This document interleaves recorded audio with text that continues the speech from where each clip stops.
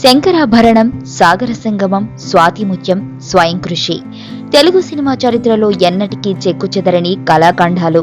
వీటిని ప్రేక్షక లోకానికి అందించి ప్రపంచ సినీ యవనికపై తెలుగు సినిమా ఖ్యాతిని ఇనుపడింపజేసిన గొప్ప నిర్మాణ సంస్థ పూర్ణోదయ సంస్థ.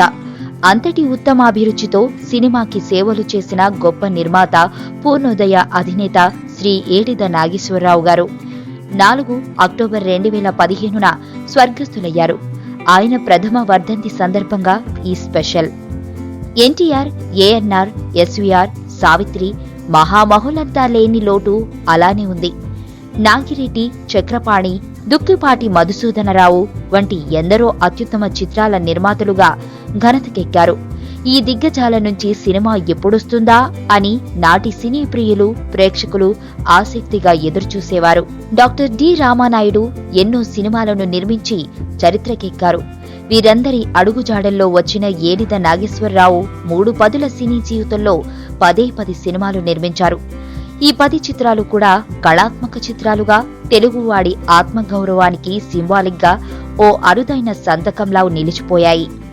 ఏడిద ఓ ప్రయోగశాల. ఆయన 1779లో పూర్ణోదయ సంస్థను స్థాపించారు.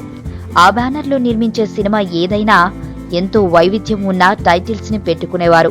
పూర్ణోదయ అధినేత సక్సెస్ రహస్యం అక్కడే దాగుంది. ఆయన నిర్మించిన 10 చిత్రాలు ప్రతిష్టాత్మక అవార్డులను, రివార్డులను అందుకున్నాయి. దర్శకులు గొప్ప కథలు చెబుతారు, కానీ ఆ కథలోని విషయాన్ని అర్థం చేసుకుని చేద్దామని ముందుకు వచ్చిన దార్శనికుడు ఏడిద నాగేశ్వరరావు. ప్రేక్షకుల అభిరుచికి తగ్గట్టే ట్రెండ్కు తగ్గట్టు మారి సినిమాలు చేద్దామని ప్రోత్సహించే నిర్మాతగా పేరు తెచ్చుకున్నారాయన.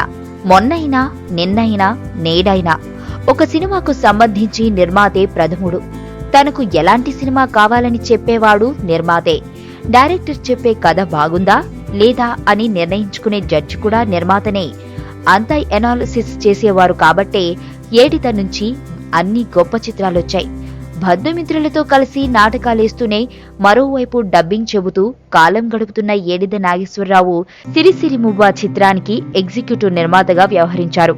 ఈ సినిమా సమయంలో దర్శకుడు కె విశ్వనాథ్ తో ఏర్పడిన స్నేహం క్లాసిక్ ఫిలిం ఆపద్బాంధవుడు సినిమా వరకు కొనసాగింది. సిరిసిరి మువ్వ చిత్రానికి ఆయన 10 పైసలు వాటాదారుడు కూడా.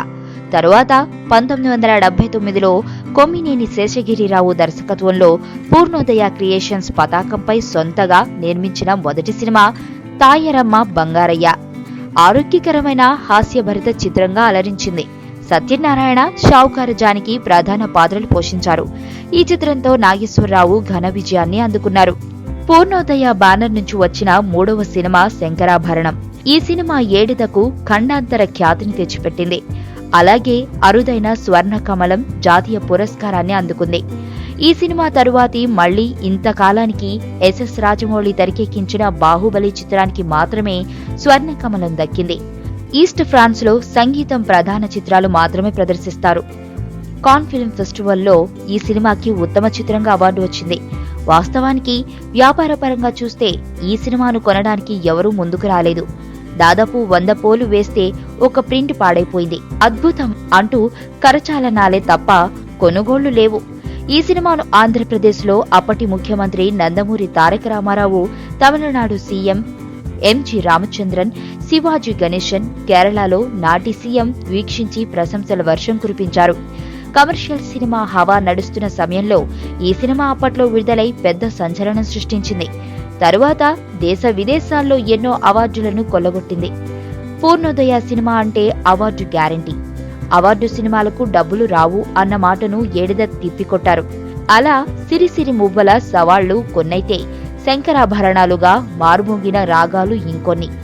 తెలుగు సినిమా వ్యాపార ధోరణి పేరుతో అదుపు తప్పి విచ్చలవిడిగా రెచ్చిపోతుంటే కాపు కాసిన ఆపద్బాంధవుడు ఆయన.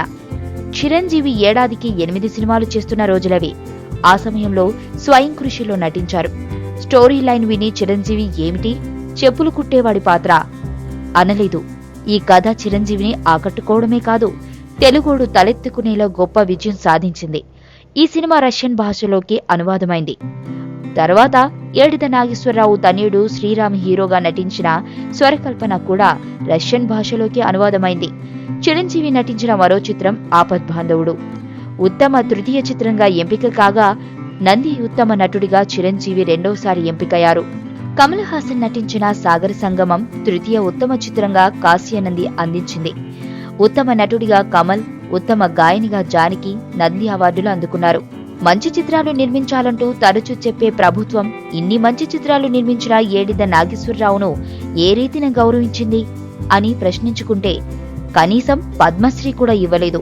తెలుగు సినిమాకు తొలి ఖండాంతర ఖ్యాతి తెచ్చిపెట్టిన నిర్మాత ఆయన. దాదాసాహెబ్ ఫాల్కే అవార్డుకు నామినేట్ అయ్యారు, కానీ అవార్డు రాలేదు. రాష్ట్ర ప్రభుత్వం నుండి రావాల్సిన రఘుపతి వెంకయ్య అవార్డు కూడా సినీ రాజకీయాల మూలాన రాలేదు.